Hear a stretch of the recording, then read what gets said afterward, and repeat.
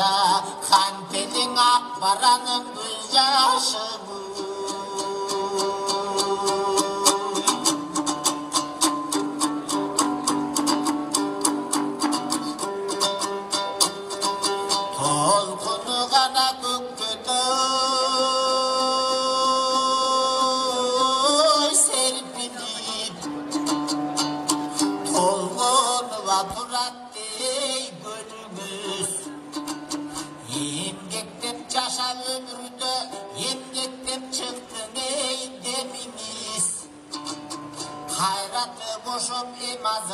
kaygıda durar tenimiz Büyüklüğü yuşuldurmuş da Mümülü vadayını üstümüz Tüplü kırgız yurtuna Düşündü gene döktümüz Ömürdün ağı hiçbir girdetme ya Ürlüklü ve yaşam öttümüz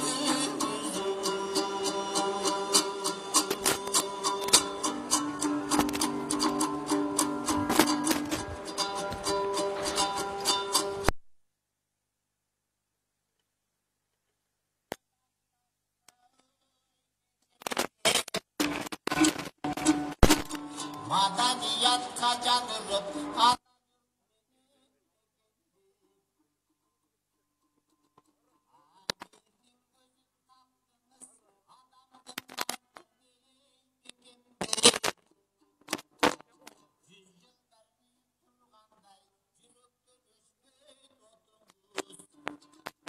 Yaratkan tögünlerimin değiştin tağını tozumuz Саламатсыздар, урматтуу Говорит ТВ мультимедиалык агенттигинин көрүүчүлөрү. Азыркы тапта биз опера балет театрынын алдынан биз алып көрсөтүп жатабыз. 17 февралда сахна ханышасы Кыргыз Республикасынын эл артисти Токол Сатылганов атындагы мамлекеттик сыйлыктын лауреаты Жамал Сейдакматованы акыркы сапарга узатуу зыйнаты өткөнү турат. Биз акыркы сапарга узатуу зыйнатын жеринен түз алып көрсөтөбүз, андыктан бизден алыстабай туруңуздар.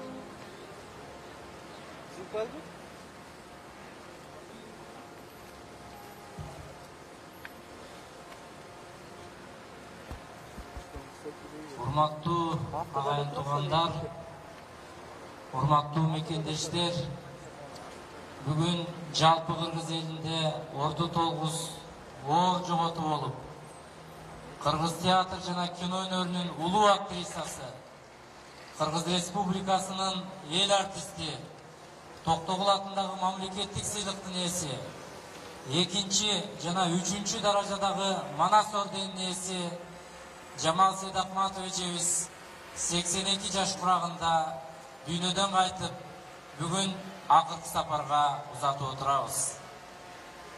Жамал Сейдахматованын ысмы Кыргыз театр жана кино өнөрүнүн тагдыры менен байланышкан, Кыргыз театр жана кино өнөрүн өргө сүрөп, бийиктикке жеткирген улуу таланттарыбыздын, улуу майкандарыбыздын бири болгон.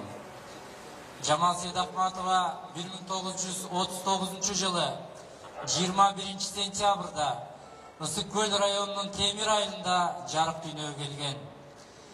1956 жылы Фрунзедеги номер 5 орто мектепти аяктап, Ленинградтагы полиграфиялык институтка тапшырган. Табиятынан берилген шык жөндөн Жамал эжени искусствого кайрып келген. Анткени театрга болгон сүйүү ошол окуу жайды таштоого алып келип, 1957 жылы Кыргыз мамлекеттик академиялык драма театрына актриса болуп кабыл алынган. Жамал Сейдахматованын театрга келишине анын атасындай, энесиндей болуп калган улуу таланттар Муратбек Рыскулов менен Сабира Күмүшалиеванын, Даркүл Күйүкованын, Бакен Кыдыкееванын эмгеги ополтоодой болгон. Адегенде ушул Муратбек Рыскуловдун үйүндө жашап, ошол кишилердин тарбиясын алып, эмгек жолун баштаган. 1958 жылы тартылган Алыскы тоолорду аттуу көркөм фильмде Зиягүлдүн бейнесин аткаруу менен анын ысмы Атпай журтка аттын башкасындай таанылган. Ошол жылдан өмүрүнүн акырына чейин Жамал эжебиз театрда үчүрмөн эмгектенди. Жалаң башкы ролдорду аткарды. Көркөм тасмалардагы эң негизги кыргыз керемети болгон бардык көркөм тасмаларда Жамал эже этаптык образдар жаратты. Жамал Сейдахматованын ысмы кыргыз театр өнөрү эмес, дүйнөгө таанылды. Дүйнөлүк атактуу инсандар, режиссерлор Жамал Сейдахматованын талантына баа беришти. 2016 жылы Лондон шаарында бүткүл дүйнөлүк театр фестивалы болгондо 80 жашка толгон Жамал эженин роль аткарып атканын көрүп, ошондо бүткүл дүйнөлүк театрлар ассоциациясы дүйнөлүк искусствонун чебери деген атайын сыйлык беришкен. Ушундай сыйлыкка жеткенче Жамал эже сахнабыздын Каныкейи болду, Айганышы болду, Дездемонасы болду, Шафагы болду, Катаринасы болду, Найман энеси болду, Курманжан Даткасы болду. Жамал эже Кыргыз Улуттук академиялык драма театрында бардык улуу муундагы залкарлар менен өнөктөш болуп бирге роль ойноду. Кыргыз киносунда Төлөмүш Океев, Болот Шамшиев, Сыймокул Чокморовтар менен бирге кыргыз киносун дүйнөлүк атакка алып келди. Өз замандаштарынан суурулуп чыгып, кайра куруу жылдарында жаңыча багытта театр керек экендигин түшүнүп, туңгуш жаштар драма театрын негиздеп, жеке менчик театрды иштетүүнүн дагы үлгүсүн көрсөтүп кетти. Жамал Сейдахматова жетектеген туңгуш театры Кыргызстанда гана эмес, дүйнөнүн чоң эл аралык фестивалдарында баш байгени багындырды. Россияда, Өзбекстанда, Казакстанда, ал эмес алыскы Колумбияда, Германияда, Иранда, Египетте, Кытайда, Түркияда туңгуш театры коюлган спектакльдер менен кыргыз театр искусствосун бийиктикке багындырып, чоң ийгиликтерди алып келген. Жамал эжебиз ушул жашка чыкканча эмгектен талган жок, чарчаган жок. Ошондой эмгегинин аркасы менен Кыргыз Республикасынын эл артисти деген атакнамга, Каныкейдин ролун аткаруу менен Токтогул атындагы мамлекеттик сыйлыкка, 3 жана 2 даражадагы Манас орденине татыктуу болду. Түрксой эл аралык уюмунун алтын медалын алды.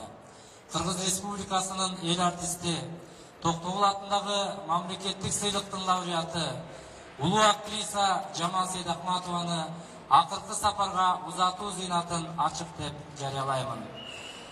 Кыргыз Республикасынын президенти Жапаров Садыр Нуркожоевичтин көңүл айтуу катын окуп берүү үчүн Кыргыз Республикасынын президентинин аппаратынын бөлүм башчысы Базарбаев Кудайберген Базарбаевичти чакырамын.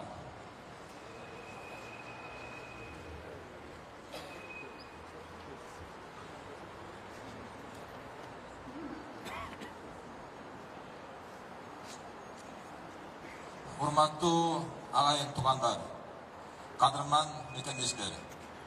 Кыргыз Республикасынын президенти Садыр Нуркожоевич Жапаровдун Жамал Сыдыкматованы акыркы сапарга узатуу зыйнат сөзүн окуп коюуга уруксат этиңиздер. Кыргыз эли Орду 9 оор жоготууга учурады. Ушул жылдын 16 февралында Кыргыз театр жана кино искусствосунун залкар таланты Кыргыз Республикасынын эл артисти, Татоол атындагы мамлекеттик сыйлыктын лауреаты Жамал Сыдыкматова 82 жаш курагында дүйнөдөн кайтты. Жамал Сыдыкматова эмгек жолун Кыргыз мамлекеттик академиялык драма театрында баштаган. Бүтүндөй өмүрүн чыгармачылыкка арнап, Жамал атабыз улуу актриса катары талкка эмгек кылуунун үлгүсүн көрсөтүп келди. Кыргыз сахнасында белгилүү каармандардын мыкты образдарын жараткан. Кыргыз кереметти деп аталган кыргыз кинолорунда бир катар ролдорду зор себепчилик менен аткарып, кыргыз кино жаатын өнүктүрүүгө чоң салым кошкон. 1958 жылы Алыскы тоолордо көркөм тасмасында дебюттук ролун аткарган. Андан соң Ташка баткан элестер көркөм тасмасында Жамалдын, Үрүкзардагы баян көркөм тасмасында Зууранын, Ак Илбектин тукуму көркөм тасмасында Бегайымдын, Кумадан Датка көркөм тасмасында Кумадан Датканын жана башка көркөм тасмаларда бир катар ролдорду өтө жогорку деңгээлде аткарган. Айтылган актрисанын талантына чек элдик режиссерлорда жогору баа берип келген. Кыргызстандын тарыхында биринчи жолу жеке менчик туңгуч театрын ачып, жаңы ыкмалар менен дүйнөлүк деңгээлдеги мыкты спектакльдерди коюп, Колумбия, Улуу Британия, Германия, Иран, Египет жана башка көптөгөн мамлекеттердеги эл аралык фестивалдарга катышып, бир нече баш белгилерине ээ болгон. 2016 жылы Лондон шаарындагы эл аралык театр фестивалында Жамал Сыдыкматовага дүйнөлүк театр искусствосунун улуу актрисасы номинациясы берилген. Залкар актрисанын эмгеги жогору баланып, 1976 жылы Кыргыз Республикасынын эл артисти Ардак намына татыктуу болгон. 1986 жылы Далим Садыков атын Манастын улуу Семеттей драмасында Каныкбектин образын эң мыкты жараткандыгы үчүн Татоол атындагы мамлекеттик сыйлык ыйгарылган. 2003 жылы 3 даражадагы Манас ордени, 2019 жылы 2 даражадагы Манас ордени менен сыйланган. Сахна жана кино жылдызы Жамал Сыдыкматованын жатын элеси төрүккө эсибизде саталат. Анын юбилейсине жана туугандарына көңүл айтып, аза кайгысын тең бөлүшөбүз. Кыргыз Республикасынын президенти Садыр Нуркожоевич Жапаров.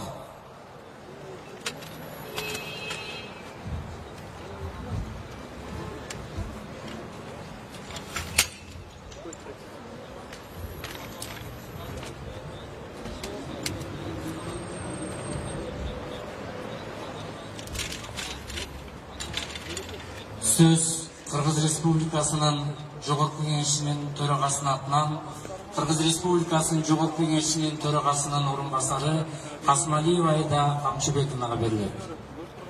Бишкек шаарындагы Атлас Малдыбаев атындагы опера жана балет театрынын алдында кыргыз эл артисти Урматтуу мекендештер, улуу талант кыргыз эл артисти Жамал Сыдыкматованын дүйнөдөн өткөндүгү тууралуу кабарды терең кайгыруу менен кабыл алдык.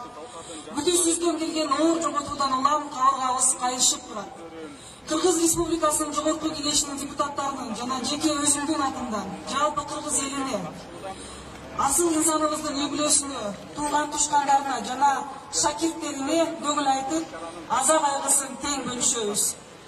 Раматылык Жамал апабыздын чыгармачылык өмүр жолуна көз салсак, ал алгач Ленинград полиграфиялык институтунан полиграфист адистигине ээ болгонуна карабастан, өз жолун театр өнөрүнөн тапкан. Бүткүл өмүрүн сахнада өткөрүп, тагдыр жазмышынын буйругунан кесибинин өтөөсүнө татыктуу чыга алды десек, жаңылышпайбыз. Жамал апабыз айтылуу кыргыз кереметин жаратуучулардын топ башындагы асыл таланттарыбыздын бири болчу. 60 жылдан ашуун чыгармачылык өмүрүндө улуттук театр жана кинематография тармагында эстен кеткис жүздөгөн каармандардын образын жаратты. Алса кыргыз сахнасында Шекспирдин Азоого чалмасында Катеринанын, Отеллосунда Дездемонанын, Айтматовдун Кылымгарытар бир күнүндө Найман эненин, Абдыкадыровдун Олжубай менен Кишимжанында Кишимжандын, Мамитакуновдун Аманхаямдын махабатында Элпинин, Байжиевдин Төрт адамында Назинин, Кыз күйөөсүндө Гүлсүндүн, Жакиевдин Күттүргөн жазда келеринде Зейнептин, Каримдин Ай тутулган күндөсүндө Шапактын, Гогольдун Үйлөнүүсүндө Агафья Тихоновнанын, Садыбакасовдун Ак бозатында Эркайымдын ролдорун мыкты деңгээлинде аткаргандыгы менен сахна жылдызына айлана алган. Андан сырткары көптөгөн фильмдерде дагы роль жараткан. Ошондой эле эгемендикти алган алгачкы жылдары биринчилерден болуп, көз карансыз туңгуч театрын өстүрүп, анын алкагында көп жылдардан бери көңүлүндө өйүп келе жаткан чыгармачылык ойлорун ийгиликтүү ашырып келди. Жамал апабыз дагы жашап, чыгармачылык жолун дагы уланта берсек болор эле. Бирок жараткандын жазмышы ушундай экен, арабыздан өтүүсүз кете берди. Урматтуу агайын туугандар, Жамал апабыз кандай мезгил, кандай шартта иштебесин, өзүн көп кыртуу талант, улуу устат, мыкты артист, иш бирги жаран, жөн бирги адам катары аброй тапкан. Замандаштары, шакирттери жана жалпы кыргыз эли анын өз мамлекетине өтөгөн эмгегин ар дайым эстеп, маркумдун жаркын элесин жүрөк түкүрүндө бекем сактай тургандыгына терең ишенебиз. Кошуңуз Жамал апа, кош болуңуз, жаткан жериңиз жайлуу, топурагыңыз торкой болсун. Сөз Кыргыз Республикасынын өкмөтүнүн атынан Кыргыз Республикасынын вице-премьер-министри Карымшаков Улукбек Тойшевичке берилет.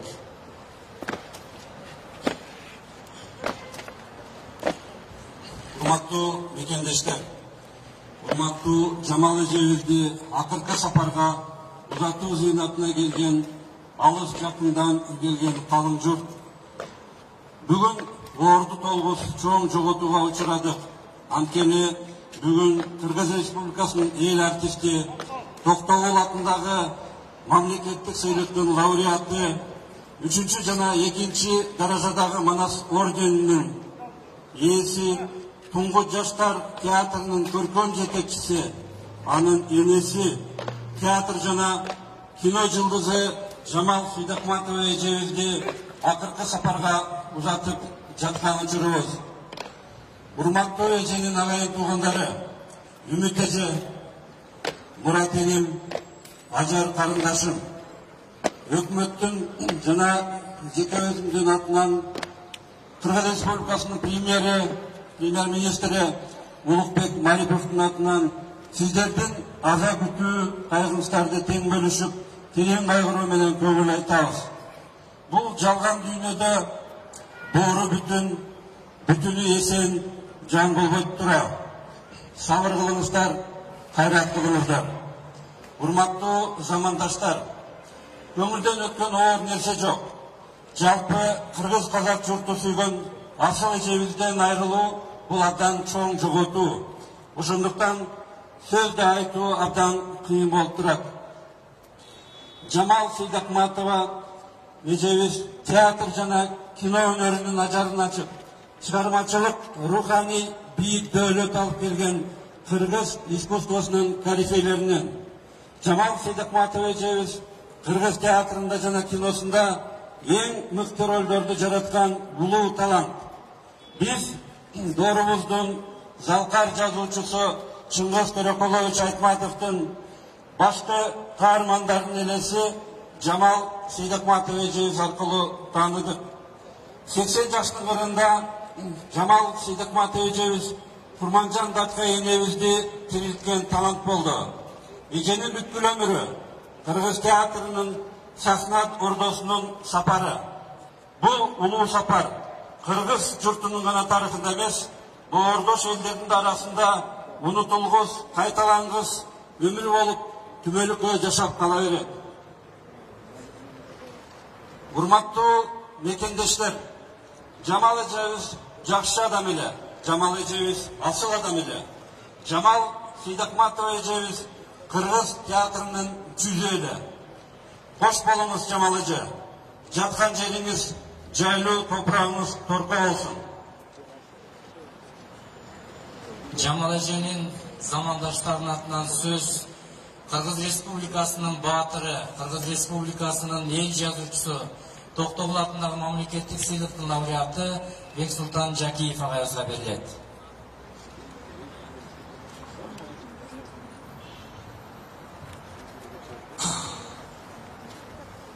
Урматтуу агайын туугандар, Жамал чыгармачылыкка мен университетти бүтө элек кезде келди. Мен Жамалдан 3 жаш улуу элем. Ошондо киного тартылат деген кабар болду. Анан биз агызды көрө элекпиз. Кандай бактылуубуз киного тартылган. Кандай таланттуубуз деп көргүбүз келет. Анан ошондон бери Жамал театрда, кинодо, мына 82-ге чыкканса да 80-ге чыккандай болбой жаш бойдон келди. Анын талантына, анын кинодогу, театрдагы аткарган ролдоруна биз суктандык, кубандык, сүйүндүк. Жамал биз тобубуздун жазган пьесаларыбыздагы биздин жазган ролдорду аткарды. Дүнөлүк классиканы аткарды. Болот Шалтаев экөө Шекспирдин Азова чалма деген комедиясында укмуш спектакль түзүшкөн. Бул спектакль болот аман соо турса, сыркоолоп калбаса, түбөлүктүү спектакль болду. Андан кийин Жамалдын биз Шекспирдин мына жана айтылып өттү, Дездемонасын ойнойт. Башкаларды, Чекемди, советтик драматургдарды, кыргыз драматургдарды, орус драматургдарды ойногон спектакльдер калган сыяктуу. Жамал өзүнүн жашоосунда демилгелүү, абдан тынчы жок, жакшы мааниде изденген мыкты актриса болчу. Бул ошо изденгенинин үзүлүн көрүп туңгуч театрын түздү. Жамалдай актриса бактылуу жашады. Бул мыкты таланттардын доорунда кыргыз драмасы, кыргыз театры, кыргыз киносу дүркүрөп өскөн доордо жашады. Ошол доордо, ошол дүркүрөп өсүшүнө Жамал салымын чоң кошту. Ошон үчүн Жамалдын өмүрү, жашоосу бактылуу болду. Бирок Жамал арабыздан кетти. Эми аны көрбөйбүз. Бирок аткарган ролдору эсибизде калат. Жамалдай таланттуу кыздар, таланттуу уулдар кыргыз энелери аман турганда дагы жаралат. Бирок Жамал Сейдакматова бир ойдон калат. Не дейбиз? Биз ар бир адамыбыз жоолгон сайын кабыргабыз кайышат.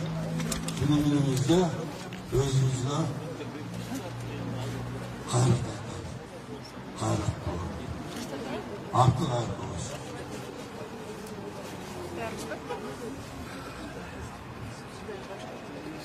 Жамал Сезакматованын үйлөгөн айткандыгына Ағай, бүгін сахна ханышасы Республикасы ел артисти Жамал Эжен акыркы сапарга узатууну өтүп жатат. Кыскача мындай замандашы катары, сахналашы катары Түрк кеңешинин башкы катчысынын орун басары Кыргыз Республикасынын эл жарчысы Раев Султан Акимовичке беребиз. Коштошуу эң жаман нерсе экен. Өзгөчө баягы жакын адамыңыз, замандашты өзүңөр айткандай. Леже жаш кезибизден бери чогуу иштешип калдык, театрда да, кинода дагы. Баягы жакшы сөз бар, акындын өзү өлсө да сөз өлбөйт дегендей. Бул иштин эмгеги кыргыз элинин көңүлүндө, элибиздин тарыхында жазылып калды. Деген барыңар билесиңер. Күнүгө берип атат телевизордон, кинолорунда дагы, спектакльдеринде да эстеп атабыз. Жоготуу кыйын экен, айра жок. Эми нерде билбейт экенсиз. Жаткан жери жайлы, топурагы торко болсун. Биздин дайыма эсибизде болот. Жамал Эже, бул ушул сөздөр аны бүткүл өмүрүн, бүткүл кадырын, бүткүл аклагын, бүткүл кубанычын, адамдан өзгө трагедия менен триумфу, адамдан өзгө жашоосу, өмүрү, тагдыры, ушул сөздөр байланышкан. Жамал Эже, биздин кыргыз Республикасы эл артисти сахна ханышасы Жамал Эжен акыркы сапарга узатууну өтүп жатат. Кыскача Жамал Эжени эми Жамал Эже менен чогуу иштеп, чогуу роль ойнобосом дагы бир тууган иниси Бекил Сейдахматова Рамазан. Ошол бир топто чогуу иштедик да. Анан ошол анда-санда барып үйүнө аябай биздин ойногон нерселерибизди айтып, сыны аябай туура болчу. Анан ушундай болуп жүргүлө, күндө талыкпай иштегиле. Бул маданиятта жалкоолук деген жарашпайт. Күндө жаңыланып тургула деп айтып жүрөм. Анан акыркы өмүрүнө чейин сахнадан кеткен жок. Бүт өмүрүн сахнага арнады. Алтын кишелем, жаткан жери жайлуу, топурагы торко болсун. Ал театрда роль ойногон жок. Ал театрда жашады. Ошол талант, ошол бийлик арасында кетип баратат. Албетте, чыгармачыл адам, жазуучу болобу, актер болобу, актриса болобу, улуу адам болобу, албетте ал сөзсүз түрдө улуу адамдын ички улуу трагедиясы, ички арманы болот. Чыгармачыл адам эч качан ойлобош керек. Чыгармачыл адам ушундай бактылуу деп. Ал өзүнүн ички трагедиясы бар. Ошол нерсе менен жашайт, ошол арман менен жашайт. Ошол дүйнөсүн бизге жеткирет. Жамал Эже да ошондой болду, жашоосу дагы. Бирок мен айтканым, Жамал Эженин өзгөчө бир дүйнөсү, өзгөчө бир көз карашы, өзгөчө бир тагдыры бар. Мен Эже менен бөлүшмөштүм. Көп чармаларымды. 89-жылы мен Туңгуш театрына келип кошулдук. Ошондон тартып Жамал Эженин бир эмес 5-6 спектакльдерди бирге чыгардык. Жамал Эженин өзгөчөлүгү бул туюп билүүсү, замандын өзгөрүлүшүн алдын ала, орусча айтканда баягы интуициясы деген актерго кездеги адам бир берилчү касиеттердин бири. Жамал Эже ушул касиетке толугу менен ээле да.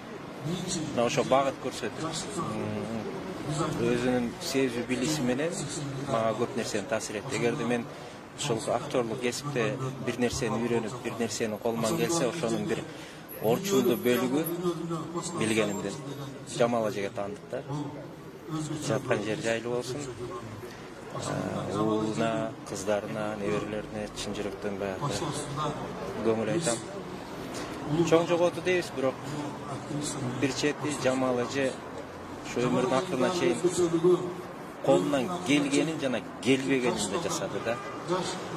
Бүгүнкү күндө жалгыз ушу Кыргызстанда Туңгуч деген атты Туңгуч театрынын өзүнүн салымы менен өзү менен эмес ошол артында келген көптөгөн таланттарды өстүрүп өзгөчө бир иис калтырды. Ошол иистердин бири мен. Ошондуктан искусстводан маданият бул баарынан жогору турат. Саясат, башка маселелер бүгүн бар, эртең кетет. Бирок маданият бул дүйнөнү кыймылдаткан нерсе. Маданият дүйнөнү сактайт, маданият дүйнөнү өнүктүрөт. Ошондуктан ошондой инсандардын бүгүн кетип аткан арабыздан өзгөчө биз үчүн чоң жоготуу эски. Биз айтабыз, чоң жоготууга учурадык деп. Ар бир инсан өткөндө. Эмне үчүн биз ушул сөздү айтабыз? Себеби ар бир инсан, ар бир чыгармачыл адам эч кайталангыс, мындай адам болбойт. Ошондуктан ошол кайталангыс таланттардын бири Жамал эже. Жамал эже, барган жериңиз бейиш болсун. Жүргөн жериңиз бейиштин багы болсун.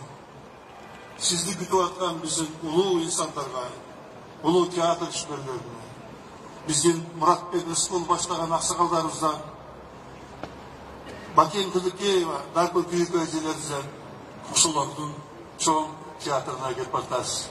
Сиз ошол жашоодо, ошол өмүрдө дагы чыгармачылыкка арнайсыз. Себеби сиз чыгармачылыксыз жашай албайсыз, театрсыз жашай албайсыз. Сиздин өмүрүңүз театр, сиздин тарыхыңыз театр, сиздин эстелигиңиз театр. Кош болуңуз эже. Жаткан жериңиз жайлуу болсун. Чоң. Султан Акимович атайын бүгүн эртең менен Түркиядан учуп келди, сизге ыраазычылык билдиребиз.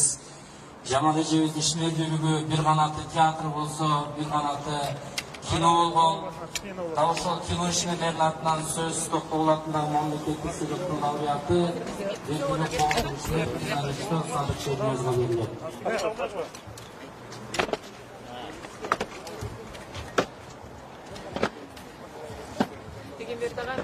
Кыргыз маданияты чоң жоготууга учурады. Жамал эжекебиздин эми Жамал эженин мен бир гана сөзүн айта алам. Бул балдар өзүңөргө калп айтсаңар болот. Айылына чөрөгө калп айтсаңар болот. Театрга, сахнаңарга калп айтпагыла деген жүрөгү сакталып калды. Мына ошонун негизинде мен ушунчалык менин бүгүнкү деңгээлге жеткениме ошол эженин эмгеги деп ойлойм. Алган сыйлыктарын, койгон чоң оюн тамашаларым ошон бүт барышы Жамал эженин аркасында да. Себеби Жамал эже мага эркин ой жүгүртүүгө шарт түзүп берди да. Мага деле эмес, Муратка, Асылбекке. Эгерде Жамал эжени ошол куттуу театрдан ээрчип кетпегенде балким бүгүн катардагы актер болуп калса керек эле. Бирок ошол Жамал эженин артында ушул кино сценарий жаздык. Кинолорду тарттык, телевидениеден эмне деген келип күлкүлүү передачалар жасаттык. Мына ошол мен бүгүн аябай ушул жүрөгүм ооруп турат. Ишенбей да турам. Себеби кечке чейин ушул эже жөнүндө передачаларды көрүп, эже жөнүндө эскертүүлөрдү угуп отуруп, бул тарых болуп калган турбайбы? Анан эженин жаркын элеси кылган эмгеги мен үчүн, мен азыр искусство университетинде сабак берем да. Ошол эженин аты, мен акыркы студентим бул жарыктуулугун көчөрүш боюнча эженин аты сакталып кала берет деп айтам. Өрүнүн келечеги үчүн өзүнүн баласын курмандыкка чалса, Жамал эже өрүнүн келечеги үчүн, өрүнүн уул кыздарынын жакшы бактылуу өсүшү үчүн, элинин маданияты үчүн өзүнүн өмүрүн, өзүнүн менчигин. Жамал эженин да колунан келмек мүмкүн. Жамал эже сымбат десе сымбат, акыл десе акыл, талант десе таланты бар киши. Бирок ал көр дүйнөнүн артынан көмөлөнүп азгырылбады. Ал кызыл жүлдө дүйнөнүн артынан азгырылбай, кызматын кыргыз элине арнады. Ал байлык азгырылган жок, ал кыргызга бакыт арнады. Мына ошонун үчүн Жамал эженин жолу бийик, жолу улук. Жамал эже артынан канчалаган шакирттерин даярдады. Мына ушул жерде дагы Жамал эженин жүздөгөн шакирттери турасыңар. Мен дагы Жамал эжени өзүмдүн устаты деп эсептейм. Мен да ошол Жамал эженин шакиртимин. Мына ошол шәкірттерін айтар элем. Сіздердің алдыңарда әлі қиын жол бар. Қиын жолды басасыңар. Қиналасыңар. Маданияттың жолы бүгінгі күнде қиын болып тұрады. Таштақ болып тұрады. Мына ошол қиналып, ушул маданияттан кечип кетейин дегенде жаман эжени эстегиле. Жаман эженин жолун эстегиле. Жаман эже силерге үлгү болсун. Эгерде кыйын өмүрө, менчилик силерди үстүңөрдөн караса, жаман эжени эстегиле. Жаман эженин эмгеги силерге үлгү болуп берсин.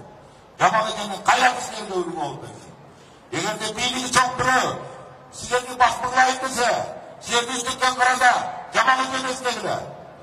Жаман эженин баскан жолу силерге дайыма маяк болуп жанып турсун. Бирок ол жерде асер карындашым отурасыңар, ыйлап карындаштар. Ыйлабаңар, силер жалгыз эмессиңер. Жаман эженин артынан жүздөгөн уул кыздары калды.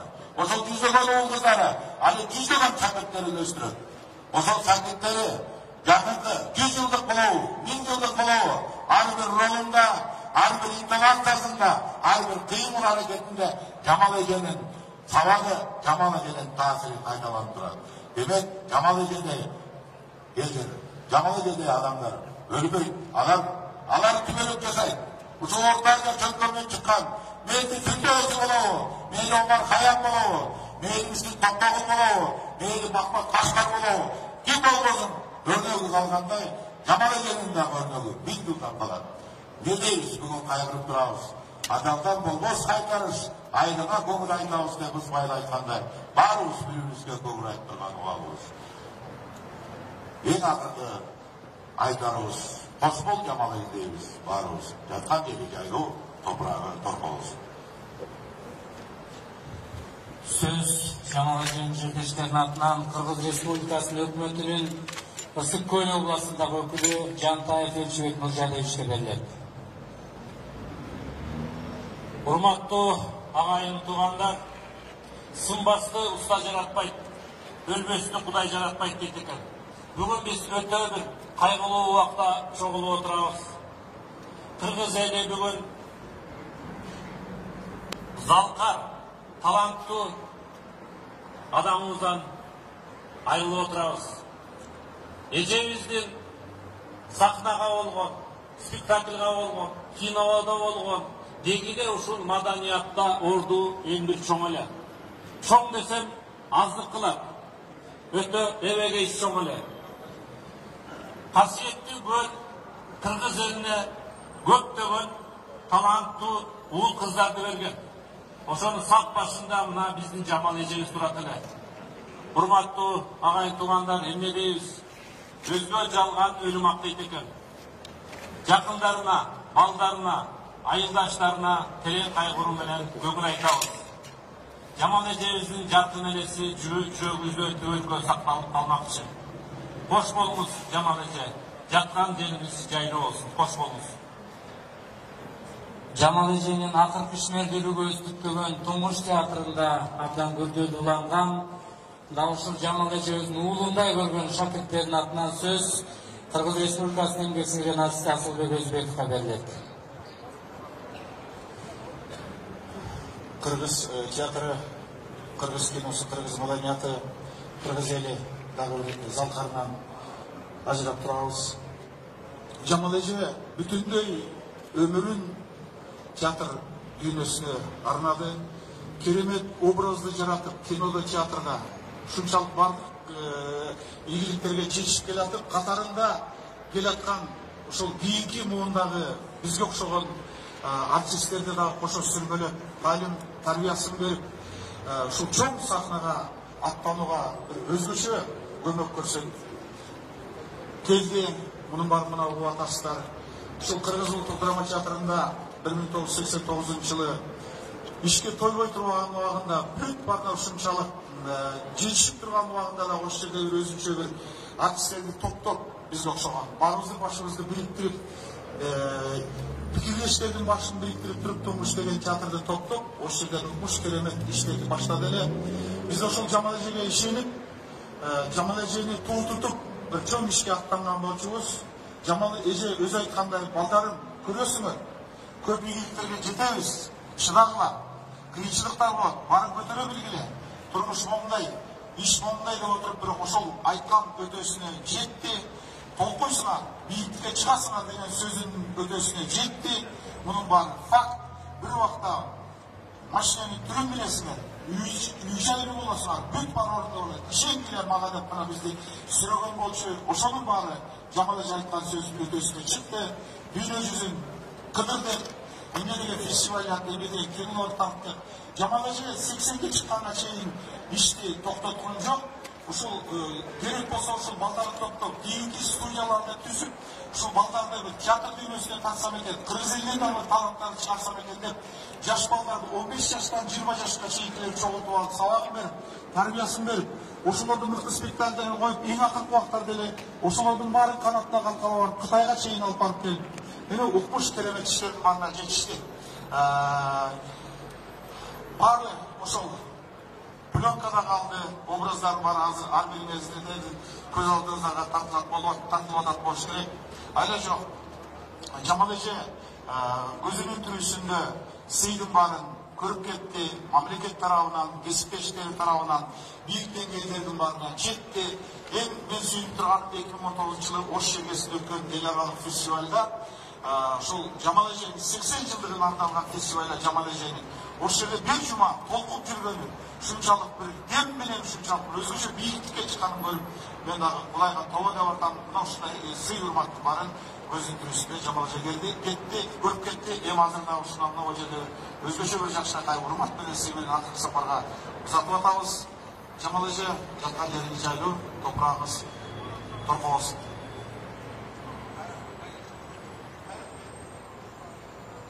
Söz bir tuğanların atынан Төрөн Сыдыкбековго берилет.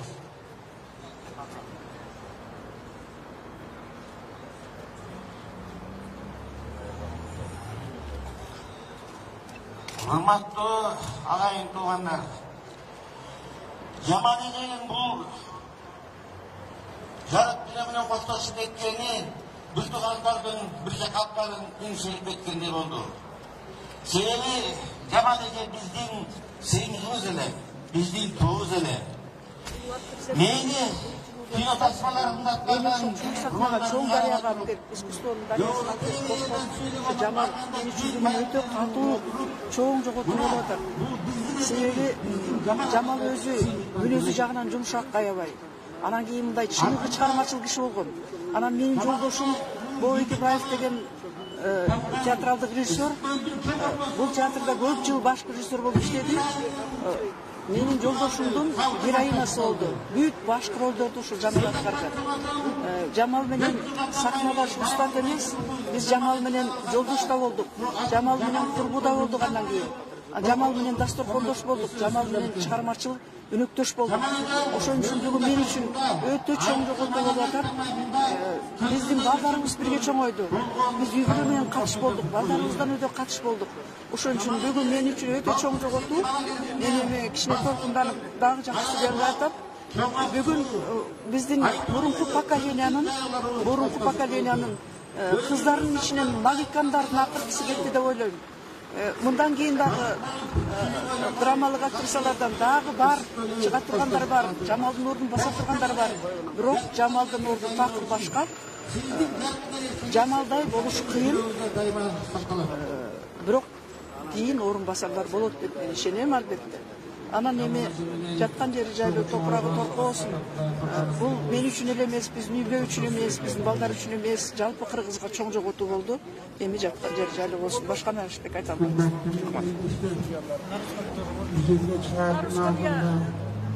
Көп жолу мени мындай болду, акыл айтып атышып, уже карып бүтүп калдым азыр.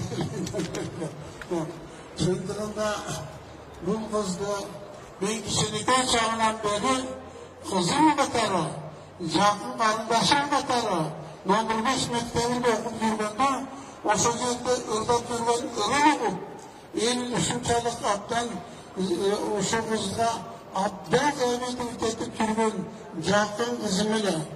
Анан ушундай кыйын учурда бир-эки ооз сөз сүйлөп койгонго, может быть, где-то дагы бир бөлөк жерде сүйлөсөң, может быть, мындай тайып кетишиң мүмкүн. Анан эми могу жерде ал кызым менен ушунчалык жакын болгондуктан мен бұл киши менен абдан жакын сүйлөп кетейин.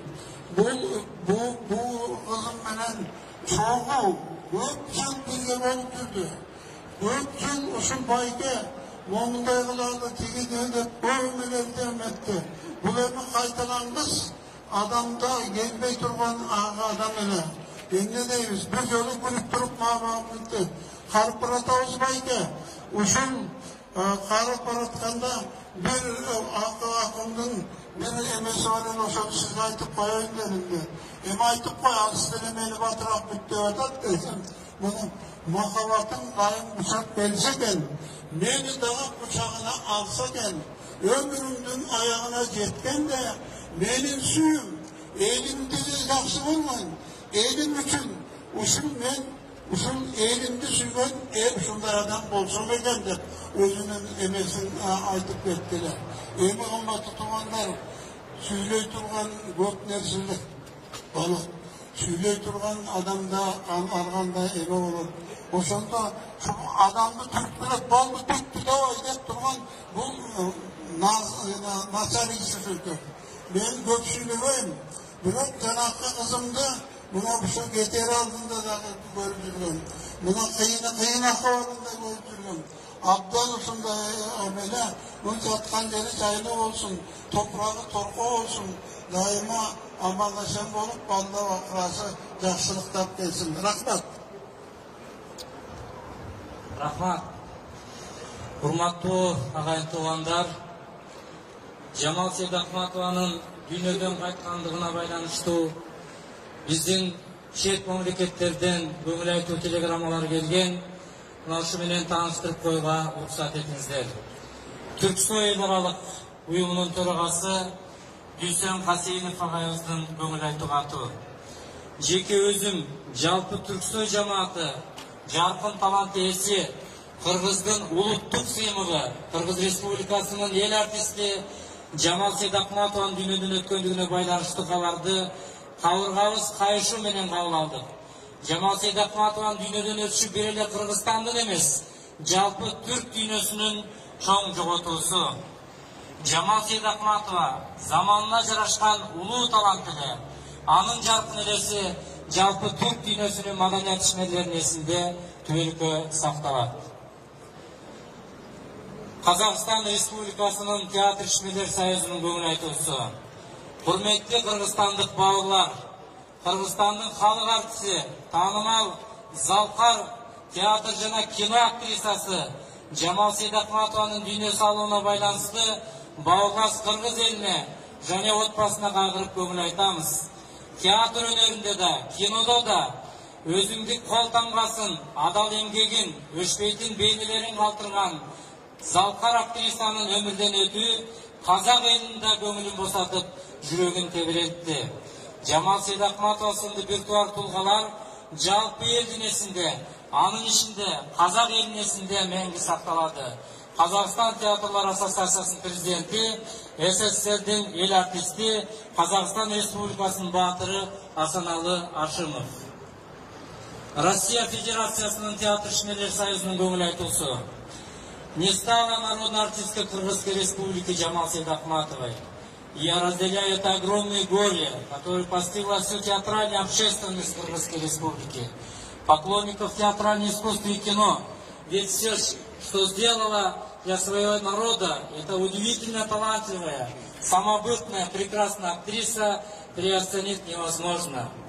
Не будучи профессиональной актрисой, Жамал Сейдахматова стала для своего народа театральной легендой. Светлая память о Жамал Сейдахматовой навсегда останется в сердцах всех тех людей, кто знал ее и любил.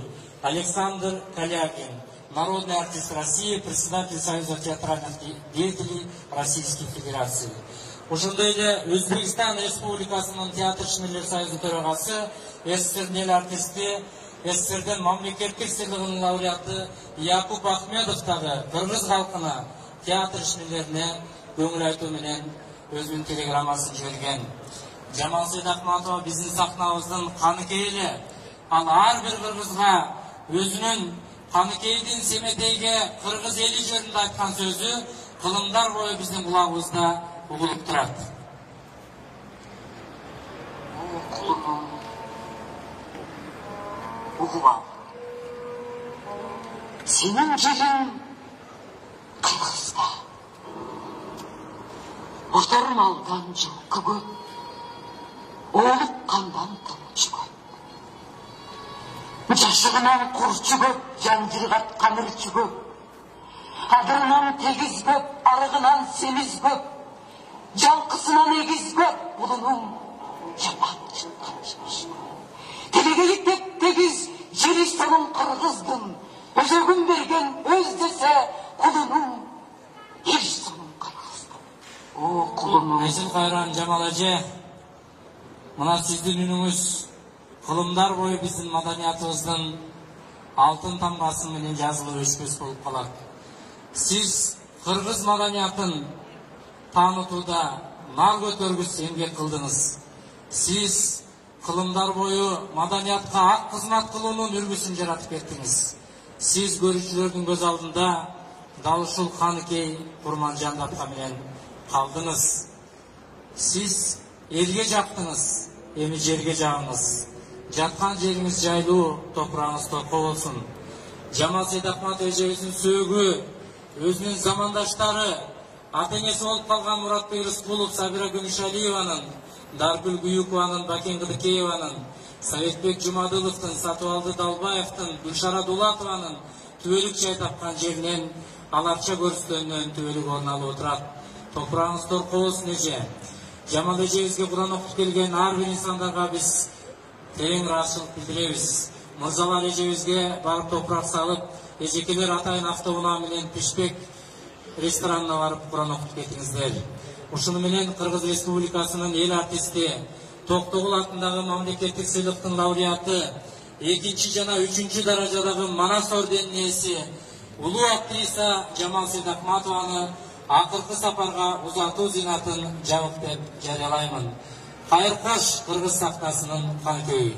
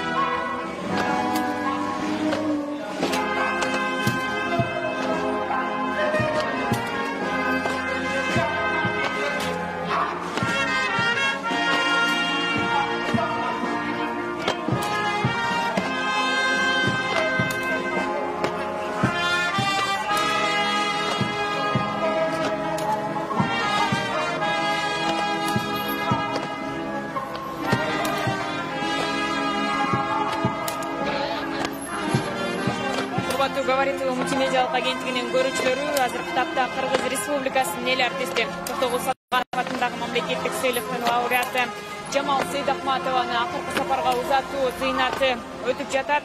Сейдахматова узакка созулган катуу оорудан кийин 82 жаш курагында дүйнөдөн кайтты. Жамал Сейдахматова 1939 жылдын 21 сентябрында Ысык көл районунун Темир айылында жарык дүйнөгө келген.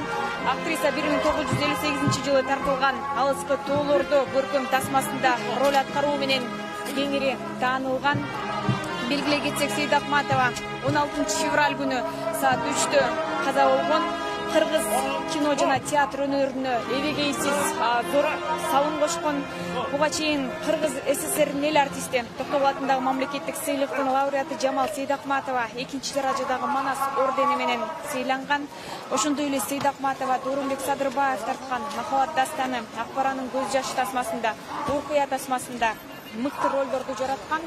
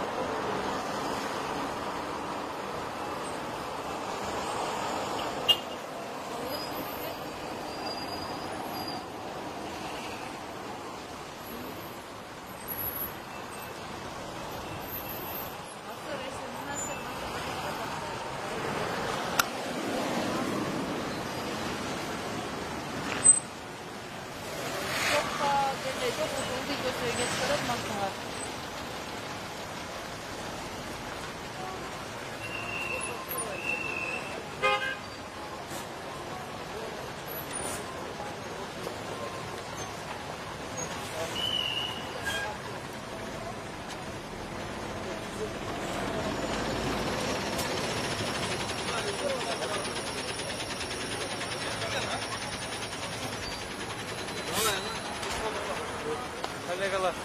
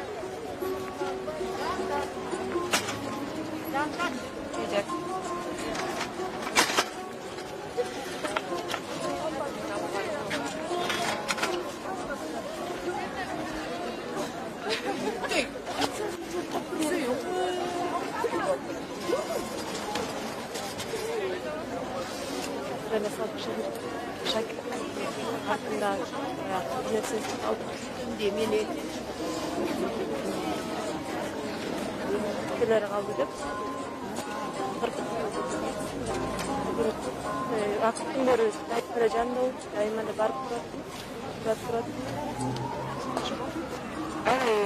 Nesi boy, nelerden geçildi, ne geliyor?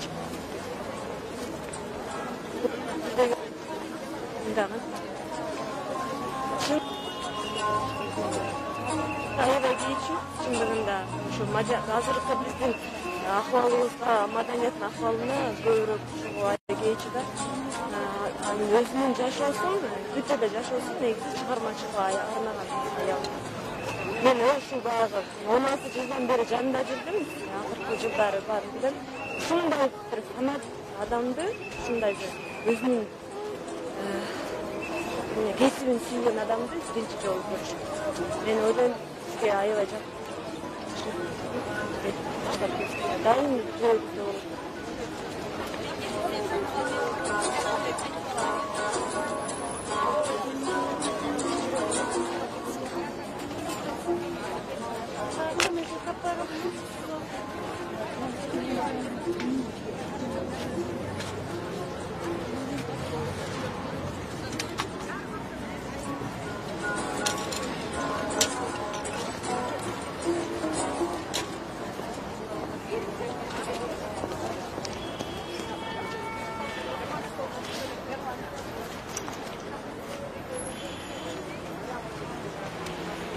Популярнейшей совершенно. Она же была среди первых киргизских кинозвезд. Наравне с Кадыкеевой, с Рыскуловым, Джамановым, с Арсеном Муравьевым. Где-то она учился в школе. Она была кинозвездой. «Далеко в горах» фильм такой я видел, был еще школьником. И я все думал, когда-нибудь я познакомлюсь вот с этой вот актрисой. И судьба меня свела ее, понимаете, она была очень простой, несмотря на свое такое величие и славу. Она была вне всяких амбиций, вне всякого самолюбия, она не различала там, дебютант приглашает ее на съемки или на постановку, или опытный мастер. Она ко всем шла, у мастера научила, дебютанта она учила, понимаете. И она самое главное до конца сохранила навыки своего высокого призвания. А вот какое качество все-таки вас больше удивляло? Какие-то личные качества или профессиональные? Трудолюбие. Она была трудоголик, потрясающая. Ведь она создала потрясающий театр. Очень оригинальный, неожиданный. Собрала совершенно молодых ребят в труппу. Приглашала молодых режиссеров. И они создавали такие шокирующие спектакли. И она объездила десятки стран мира. Присутствовала на десятках фестивалей. Везде она получала признание.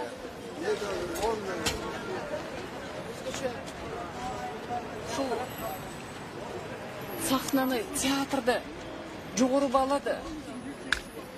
Сахнаны ыйык супара катары көрчү. Сахнаны тебелеп себеш керек дечү. Ушу кайда жүрбөсүн, кайда болбосун, ушу элине бир жакшылыкты каалачу, жакшылыкты тилечү. Ой, Кудайымбай, кандай зор талант эле. Эженин ошо аткарган ролдору менен, эженин театры менен канча эл ошо маданиятка сугарылып, театр менен өсүп келатабыз. Мына ушул чоң залкардан айрылган бүгүнкү күн баары кыргыз эли үчүн кабыз-кабыз, кабыргабыз кайышып, жүрөгүбүз сыздап, эл журт ыйлап турган учур азыр. Кандай дейин?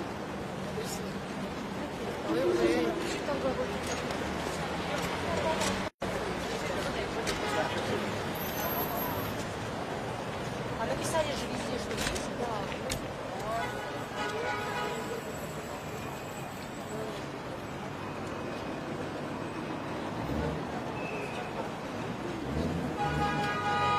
Урматтуу Говорит ТВ мультимедиалык агенттигинин көрүүчүлөрү, Кыргыз Республикасынын эл артисти, Токтогул атындагы мамлекеттик сыйлыктын лауреаты Жамал Сейдакматова эжебизди бүгүн акыркы сапарга узатуу зыйнаты өттү. Ал 82 жашында дүйнөдөн кайтты. Жамал Сейдакматованын сөөгү Борбор калаадагы Аларча көрүстөнүнө коюлат. Биз азыр түз эфирде жыйынтыктайбыз. Саламатта туруңуздар.